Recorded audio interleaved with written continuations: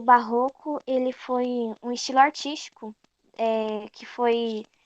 Ele dominou durante a maior parte do período colonial e foi introduzido pelos jesuítas. É jesuítas que fala? Isso No aí. final do século VI. E foi mais um movimento para catequização, mais religioso. E ele é bem exagerado, pelo que eu vi aqui. E acho que é isso. Tá Resumi muito bom. aqui do que eu pesquisei. Já é o suficiente já. Bom, partindo para o Gregório de Matos agora. Como mencionado antes, ele foi um dos maiores poetas brasileiros no período do Barroco. E além de poeta, ele foi advogado durante o período colonial e foi conhecido como Boca do Inferno, sendo famoso pelos seus sonetos satíricos, onde ataca muitas vezes a sociedade, perdão, baiana da época. Bom, Mas ele era. É boca de inferno ou boca de brasa? Tanto então, faz, ele tanto era faz. Oi. conhecido por qualquer um dos nomes. Ah, tá. Como o Tiago falou, a obra de Gregório de Matos divide-se em três vertentes temáticas, que é a poesia satírica, religiosa e lírica. Em relação à vertente satírica, predomina como traço caracterizador o teocrítico aos vícios e costumes do brasileiro, mais precisamente da sociedade baiana, a, pro- a hipocrisia do clero e a incompetência do administrador português. A poesia lírica amorosa, nela o amor é abordado por Gregório de Matos frequentemente a partir da dualidade carne ou espírito, na qual o amor carnal representa a tentação fugaz da paixão sexual, entendido como pecaminosa pelo catolicismo, semeando um sentimento de culpa e uma angústia de percepção da instabilidade e meu Deus, fugiu da cabeça, inconstância de matéria. Bom, a poesia religiosa ela tem um tema católico que está presente em vários versos do Gregório de Matos, sempre imbuído de um espírito. De um, ai, tá, pera, eu vou refazer de novo. Na poesia religiosa, o tema católico está presente em vários versos do Gregório de Matos, sempre imbuído de um espírito contra-reformista, também muito conhecido como muito característico no Barroco. E apoia-se nos traços de movimento de dualidade, matéria e espírito, constância e perigos da vida, vida terrena no caso. Agora eu falo da poesia religiosa. Então essa foi a poesia religiosa. Você fez a Se você poesia. quiser complementar alguma coisa na fala dele, pode fazer. Tiver que tem um pouquinho de mais coisa aqui, dá uma coisa aqui ainda. Que, tipo assim, tem a parte que fala assim, que é de pequenez humana perante a grandeza divina, salvação, pecado, submissão e tal. Mas é mais explicando como é que é. Acho que não precisa Eu, disso, não. quando eu pesquisei, eu li que a parte da poesia religiosa, ela é bem parecido com a música sacra, que é a própria religião cristã católica e ortodoxa, que fala do que é bom para nossa alma, essas coisas. Ah, tá. Ótimo, foi um cumprimento a fala dele. Passando E, agora, pode falar. não, pode continuar. Não, você ia passar já para os poemas. Tinha a ver era o que a gente já falou já sobre a poesia satírica, que era aquele negócio lá de escárnio, que continha ironia nos versos. Eu achei que era isso. Também, na poesia satírica tem isso que você falou, também tem as críticas à hipocrisia. Ele critica Ah, tá. praticamente a sociedade toda, inclusive o clero e as incompetências lá dos administradores portugueses. Ah. É meio que uma junção de tudo. Tá Então bom. ela queria que pegasse tudo, não só a parte mais voltada pro, literalmente, pro português ali. Tanto Ela faz, queria eu mais acho. pegar da história. Tanto faz, eu acho.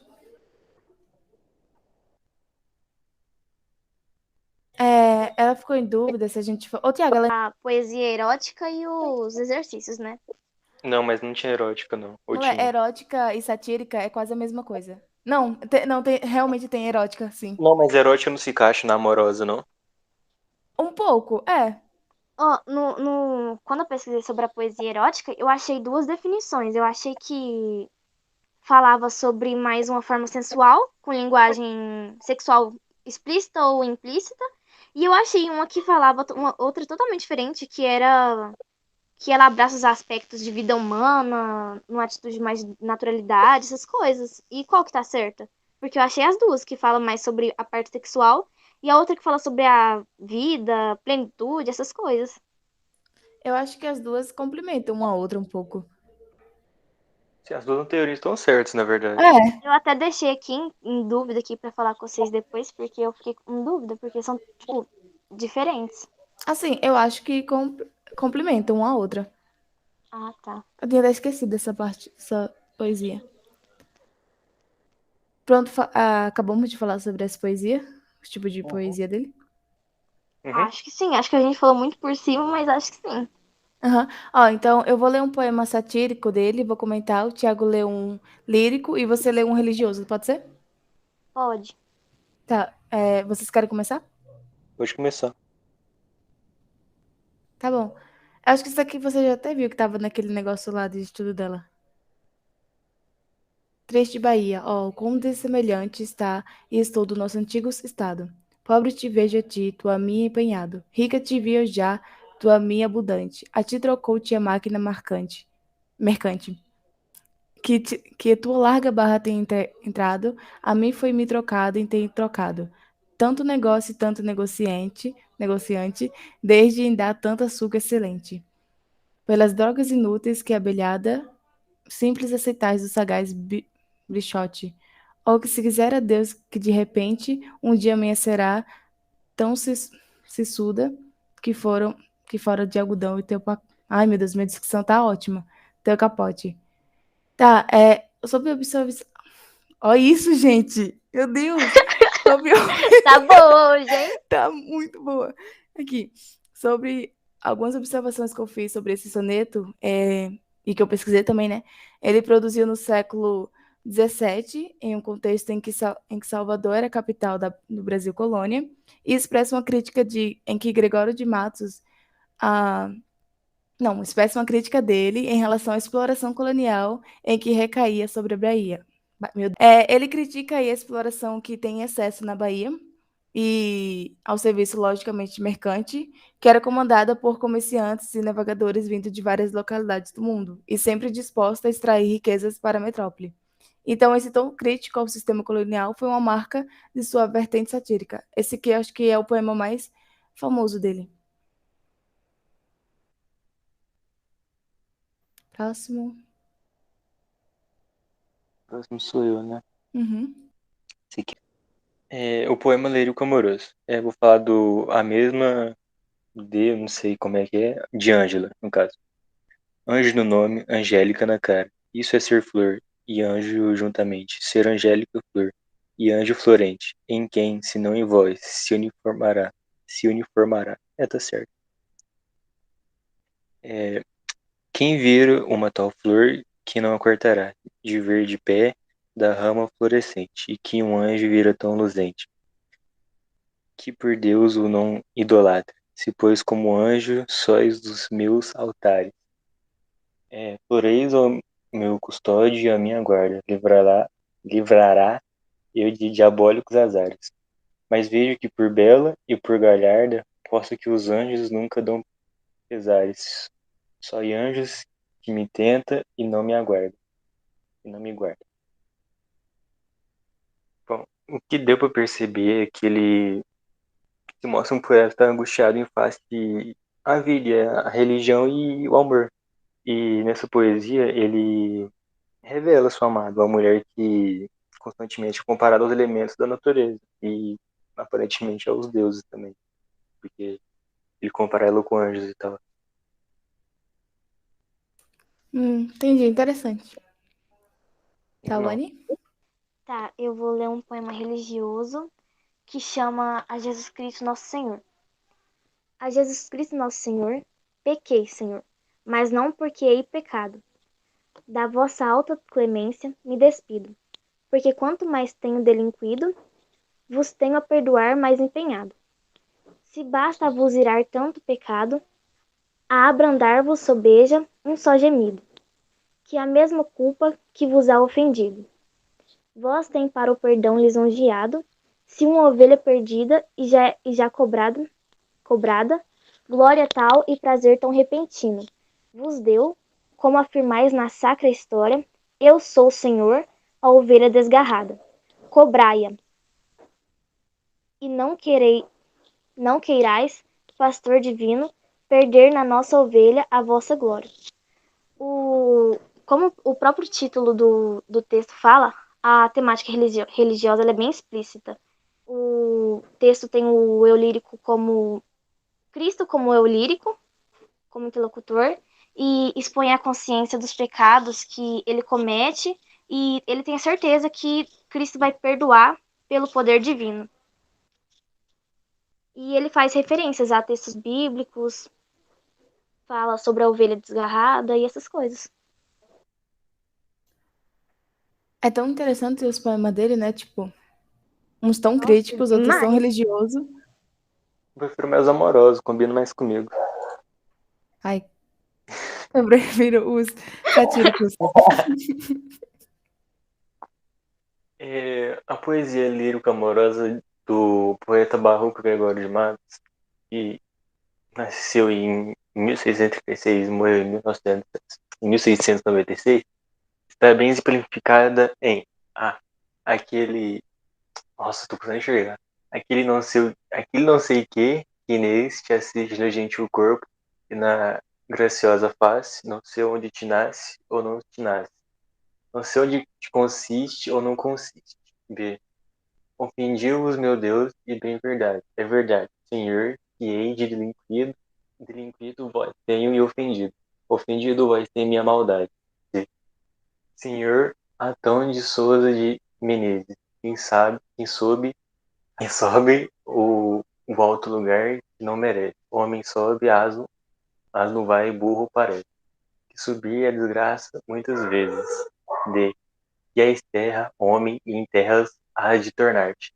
Te lembrar hoje, Deus, por sua igreja, de pó, de paz, espelho, e que só vejo a vil matéria de que quis formar-te. E a cada canto um grande conselheiro, que nos quer governar cabana e vinho. Não sabem governar sua cozinha e podem governar o mundo inteiro. Nossa Senhora, meu Deus do céu. A dicção de todo mundo aqui tá em dia. Né? Oh, eu fui falar sobre Eu essas nunca falei palavras. que eu tenho isso. Eu tava lendo, tem umas partes que falam de português de Portugal mesmo. E o que tem a ver? Tipo, se ele é brasileiro. Ele foi pra lá também. Ele foi pra vários Ah, lugares. então ele fez poesia escrito com o português de Portugal. Mas Se eu ele não me é engano, ele brasileiro? fez isso também. Ele fez. Nossa, que É, bosta, hein? né? Enfim, qual que você marcou, Thiago? Explica pra nós. Tem que explicar. Eu marquei a resposta A, que é filho que enaltece os aspectos físicos de Inês, que é a mulher amada. Que é onde ele. Que é a resposta é referente à pergunta. Aí no coisa, no Ai, gabarito. sabia. Eu marquei a alternativa A porque na produção lírico-amorosa, Gregário de Matos mostra angustiado em face ao amor, pois o sentimento é assaltado pela culpa e pela angústia do pecado. Você marcou alguma coisa, Taone? Não, essa aí eu não fiz. Fiz só a 2 e a 3. Essa aí eu não entendi. Tem como Eu você dei uma meio que explicar uma mais um pouquinho? pesquisada. Oi? Tem como você explicar mais um pouquinho? Tá, eu dei uma pesquisada nesse negócio aí, né? E aí, tipo, meu Deus, como é que eu vou explicar? Peraí. A questão que eu marquei A fala que aquele não sei o que Inês te assiste no gentil corpo e na graciosa face. Não sei de onde nasce. É nasce, gente? É, nasce ou não nasce. Não sei de onde consiste ou não consiste. Nisso daí eu percebi meio que uma angústia, sabe? Tipo, do pecado e do amor também. Eu não sei explicar muito bem essa questão. Tipo, eu sei que eu entendi porque eu fui pesquisando um pouco sobre ela e aí eu consegui responder, mas qualquer coisa a Lívia nos ajuda. Não, mas já deu pra entender um pouquinho já. Ah, então tá. Dois, A2. Salete. Ah, não vou ler não, mas gente, é uma coisa enorme. Eu leio. Lê, Taone. Peraí. Eu leio a 3, pra cada um ler uma. Quantos há que os telhados têm vidrosos e deixam de atirar sua pedrada? de sua mesma telha receiosos. Adeus praia, adeus ribeira, de regatões tabaquista, que vende gato por lebre, querendo enganar a vista, nenhum modo de desculpa, tendes que valer-vos possa, que se o cão entra na igreja é porque acha aberta a porta. Ao organizar as informações no processo de construção do texto, o autor estabelece sua intenção comunicativa. Nesse poema, Gregório de Matos explora os ditados populares com o objetivo de a. Enumerar atitudes, b. Descrever costumes, c. Demonstrar sabedoria, d. Recomendar precaução e e. Criticar comportamentos. O que vocês colocaram? Eu coloquei criticar comportamentos porque, tipo, pelos estudos que a gente fez da poesia dele, nada é sobre enumerar atitudes ou descrever costumes. A maioria é sobre crítica, então eu falei, é crítica de comportamentos. Tiago e Tawane? Certeza, você não acha que é atitude? Eu acho que isso aqui é mais comparado com atitude do que Não, acho que comportamento. eu fui pesquisar também um pouco sobre esses ditados, é como se fosse não, é críticas. Críticas sobre comportamento. Tawane? Eu também coloquei letra E, criticar comportamentos. A maioria dos textos deles, ele tá criticando alguma coisa. Exatamente. E se você Principalmente pesquisar. nesse aqui, que ele. Acho que no último verso foi o que ele mais fala, que se o Mas cão não entra nesse na igreja é poema. porque acha aberta a porta. Isso! Eu acho que Fala aí. esse verso aí foi o que mais deu ênfase, assim, pra Então, resposta. mas o que tá pedindo é nesse poema. Do excerto, Gregório de Matos estabelece intextualidade com o provérbio: quem tem telhado de vidro não atira pedras ao do vizinho. Isso é criticar. E para explicar a razão de muitos reconhecerem os males sociais que não os denunciam, ou porque estão envolvidos diretamente com os mesmos, ou por medo das consequências pessoais que podem surgir desta denúncia. Assim, é correta a opção é. Porque, tipo, se você pesquisar sobre esses ditados aí, um pouco sobre eles, você vai perceber que é mais sobre crítica aos comportamentos. Deu para entender um pouco? Ah, eu não acredito. 3. É você agora. É, vamos lá, dicção não falhe. Leia o soneto Nasce o Sol e Não Dura Mais Que um Dia, do poeta Gregório de Matos. Para responder as questões a seguir. Nasce o sol e não dura mais que um dia. Oxi. Peraí, gente. Nasce o sol e não dura mais que um dia. Exercício Gregório de Matos. Página 2 de 3, depois da luz. De segue a noite. Ah, não. Tá certo. Eu tinha confundido com o negócio aqui. Peraí, que eu vou começar de novo. Mais que um dia, depois da luz se segue a noite escura, em tristes sombras morre a formosura, em contínuas tristeza a alegria. Porém, se acaba o sol, por que nascia? Se é tão formosa luz, por que não dura? Como a beleza assim te transfigura, como o gosto de pena assim se fia. Mas no sol, e se a luz falte a firmeza, na formosura não se dê constância, e na alegria sente-se tristeza. Começa o mundo, enfim, pela ignorância, e tem qualquer dos bens por natureza, a firmeza somente na inconstância. 3. O soneto de Gregório de Matos aproxima-se tematicamente da citação A. Nada é duradouro com a mudança, de Loudsbourne, acho que é assim que se fala. B. Não se deve indigar sobre tudo, é melhor que muitas coisas Indagar. permaneçam curtas. Obrigada. Permaneçam cultas. Não, gente, eu não tô lembrando o nome do autor. Peraí. Sófocles. Não, é Sófocles. É esse mesmo. C. Nada é mais forte que o hábito. Ovídio. É uma falta de criação para os nomes, né? A estrada do excesso. Então, Ovídio. A estrada do excesso conduz ao palácio da sabedoria. William Blake. Todos julgam o segundo a aparência, ninguém segundo a essência. Frederick. Gente, eu não sei falar o sobrenome dele. Enfim, Thiago, pode responder aí, agora você primeiro. Porque eu respondo. Vá. Eu tu tem aí. coloquei letra A, nada é duradouro como a mudança. Gente, eu acho que foi essa, porque o texto inteiro dele, ele tá em constante mudança. Tipo, depois da luz se segue a noite escura. Em contínuas Isso. tristezas e alegrias. Então, tipo assim, foi bem simples. Ele tá falando sempre em mudança. Se acaba o sol, é tão formosa a luz porque não dura. Então, tipo assim, ele tá sempre em constante mudança, o texto todo. Ele fala Tem sobre a uma mudança. sequência de perguntas, né? De questionamentos. Foi Isso. o quê? Isso, agora que eu vou me tocar. Eu pensei exatamente como a Tawane, tipo, eu fui analisando, eu fiquei em dúvida entre a E, né? E depois que eu analisei mais uma vez e reli, eu falei, não, é A, porque é exatamente isso que você falou. Aí, olhando lá no gabarito, fala que a sucessão de questionamento com grande profusão de antítese é um tipo de figura de linguagem, se eu não me engano. E paradoxo expressa reflexões do eu lírico sobre a estabilidade das coisas e a inconstância da natureza e da condição humana, presente também na frase da opção A, que afirma ser a mudança o fator mais constante da existência. Então, opção A. Isso. Acabamos. Tá bom? Uhum. Bom. Professora, você ainda não corrigiu